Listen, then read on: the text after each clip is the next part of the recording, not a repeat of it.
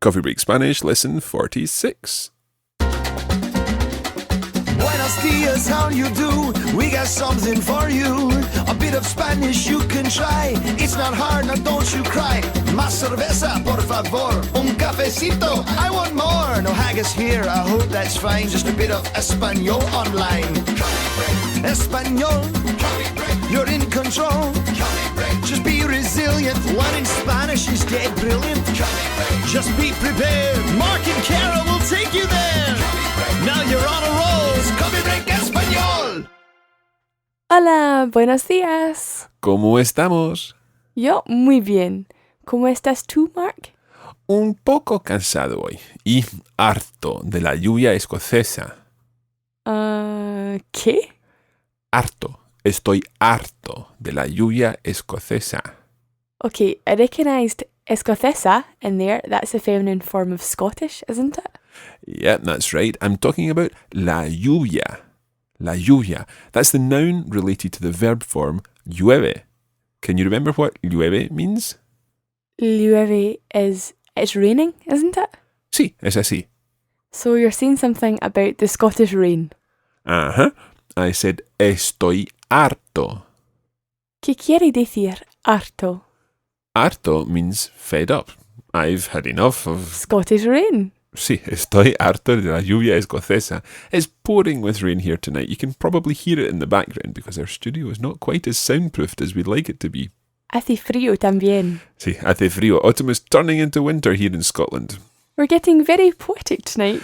I know, but the whole estoy harto thing does actually link into what we're going to be talking about tonight. And why's that? Well, it's time to tackle one of the most common problems of the Spanish language. And that is... Ser and estar. The two verbs which mean to be. Indeed. Let's get started. ¿Estás lista? Sí, estoy lista para aprender español con Coffee Break Spanish. Coffee Break Español. Mark, before we start, I do have to say that I hate ser and estar. I find it really, really difficult. Cara, no te preocupes. Don't worry about it. It is very, very straightforward. There are a few tricky things, but once we cover the main situations in which you use ser and the main situations in which you use estar, you'll be fine. Estarás bien. Fantastic. Okay, let's begin with estar, because in actual fact, that's the easy one to put into categories. Estar, when I asked you, ¿estás lista? And you said, estoy lista, we were using estar. The reason that you're using estar there is because it's a temporary situation. Are you ready? Yeah, I'm ready. At this moment in time, en este momento, estoy lista. Well, you would say estoy lista. I would say estoy listo. It's a temporary condition. Let's think of other temporary conditions in which we'd use estar. For example, when I ask you, ¿cómo estás? Estoy bien. Give me some other examples. How would you say, I am tired? Estoy cansada. Or cansado if you're a boy. Exactly. Estoy cansada, cansado, estoy bien, estoy fenomenal. All these situations you use estar because it's a temporary situation. So what would be another temporary situation? For example, another adjective that you might think that you are currently feeling at the moment. Estoy contenta. Muy bien, estoy contenta. I am happy. Now, you could be a happy person, but at the moment, estoy contenta. Really, if you can say at the moment before any description, then you kind of need to use estar. So, at the moment, Jorge is happy. En este momento, Jorge Está contento. está contento. And of course, we can conjugate estar, estoy, estás, está, estamos, estáis, están. Estoy, estás, está. Estamos, estáis, están. Perfecto. So, we use estar with temporary situations, temporary descriptions. Estoy contento, estoy cansado, estoy deprimido. Deprimido is depressed. Estoy triste, I'm sad. Okay? Temporary situations. These are all things that can change. Okay. That's the first situation where we use estar. The second situation where we use estar is one of the most straightforward, easy things to work out. Okay? If you're talking about a location, then you have to use estar. Okay? Even if that location is not temporary. Okay? Okay. Now, en este momento estamos en el estudio. Okay, at the moment we're in the studio. Okay, pero el estudio está en Escocia. So the studio is in Scotland.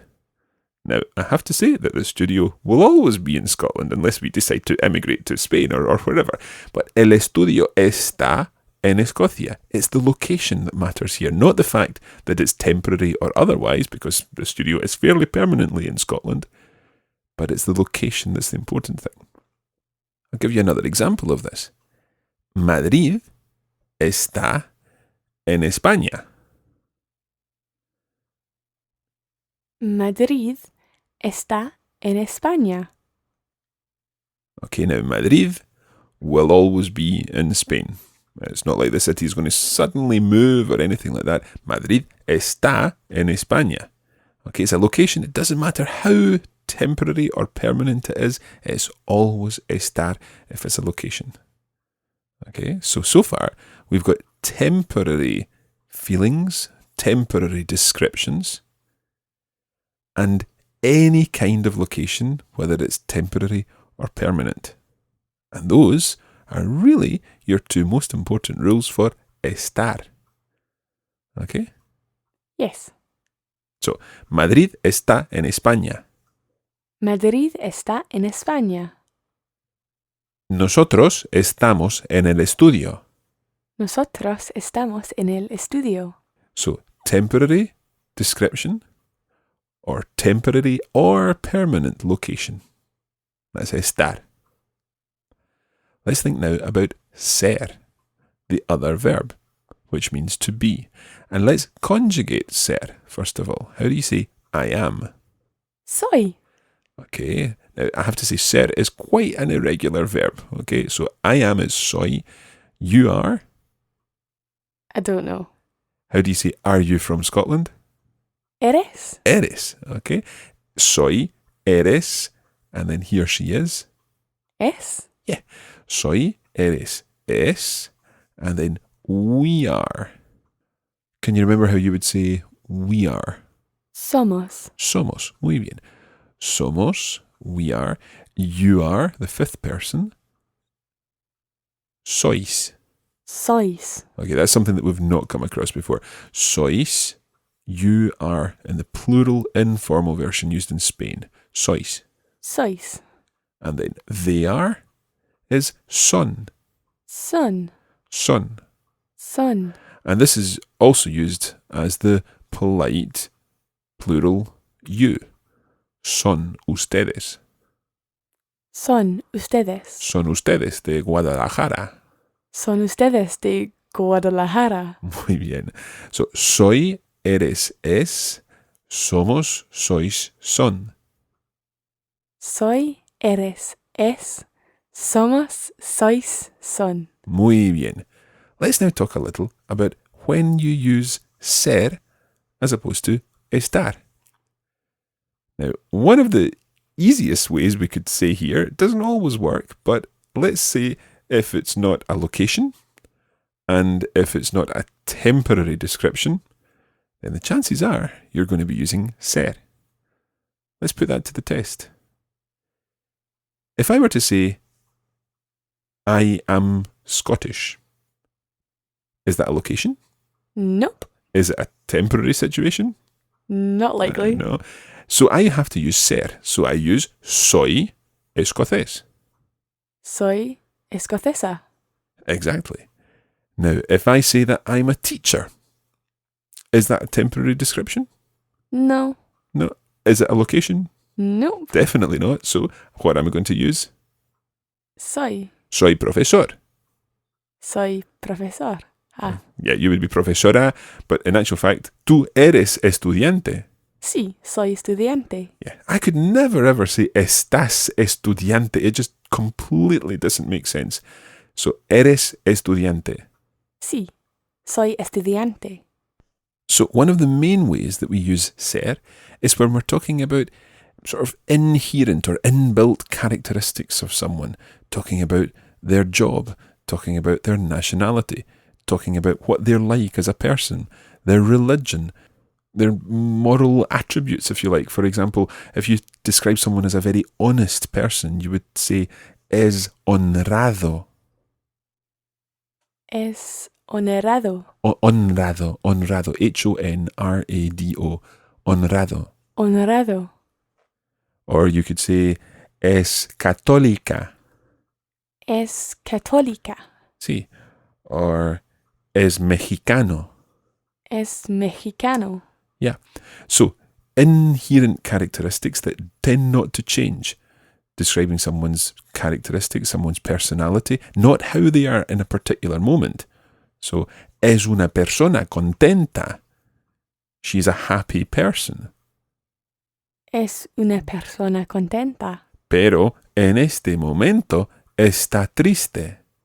Pero en este momento Está está triste. triste. Triste means sad. So she's a happy person, but at the moment she's sad. Now in English we use the same word. She is a happy person, but at the moment she is sad. In Spanish, es una persona contenta, pero está triste. So two different words in Spanish for the one word in English. So that's one of the main areas for ser. Another area that I probably should have mentioned first is when you actually say, I am Mark. So, soy Mark. Soy Cara. I would not say estoy Mark. At the moment, I'm feeling like Mark, but soy Mark. I'm always Mark. Soy Mark. Soy Cara. When we're talking about relationships, soy el padre de Matthew. Matthew's not been on the show for a long time, and perhaps we should get him back. But soy el padre de Matthew. Soy la hija de mi madre. Sí, tú eres la hija de tu madre. You are the daughter of your mother. Now, let's think of another situation where we use ser. In actual fact, this is something that we've come across a few times. When we would use the word es, or more likely, son. Cara, can you think what I'm thinking about here? Time? Exactly, yeah. Time. Son las dos. Son las dos de la madrugada. Son las 2 de la Madrugada. madrugada. Okay, just taking it back a couple of lessons. Si tú vas de pachanga, si tú vas de fiesta, okay, if you're out partying, y ya son las 2 de la madrugada, and it's already 2 o'clock in the morning, ya es tarde. That's really quite late. No, that's early. Okay, I'm showing my age. Soy viejo. Soy viejo. You're old. Yeah. Y tú eres joven. Sí. Soy joven. Muy bien. And this is where we're actually coming into a very, very common use of ser, describing people physically. Okay, so I'm old. Soy alto. I'm tall. Y soy moreno. Moreno means I have dark hair. I'm dark. Okay. ¿Y tu cara? Soy joven. Soy bastante alta. Y soy morena también. Muy bien. We will come back to descriptions in a couple of weeks' time, but just now we're just concentrating on ser and estar. Let's run through the situations where you use ser again. And these are the most common ones. The most common ones, first of all, start with saying who you are. Soy Mark. Soy Cara. Then talking about physical characteristics. Soy alto. I'm tall. Soy alta. Cara's tall as well, using descriptions, using adjectives here that change for masculine and feminine. It's also used for describing someone's inherent qualities or inherent characteristics that aren't likely to change. So, for example, talking about their profession, es ingeniero, or their religion, es protestante. Or indeed their nationality, es italiano. And it's also used for talking about time, es la una, son las dos. And in a sort of related way to this, when talking about price, son 4 euros, or son 100 pesos. Now, what you're probably finding here is that all of these situations are perhaps getting quite complicated. It's quite complicated to keep track of all these different situations where you use ser. So if you want to turn it around, you could say, if it's not a temporary description, and if it's not a location, whether temporary or permanent, then it's ser. Because the locations and the temporary descriptions are Estar. estar. Muy bien. Okay, before we finish today, a little test. I'm not actually going to ask you to translate these into Spanish. I simply want you to tell me which verb is going to be. Is it ser or is it estar? And in each case, I'm going to use a part of the verb is, or to be in English, so am, is, are, and so on. And I want you to tell me, is it ser or estar in Spanish? Okay? There will be a couple of trick questions in here, so pay attention. Right, number 1. I am Scottish. Ser. Exactly, ser. It's soy escocés. Soy escocesa. Muy bien. Número 2.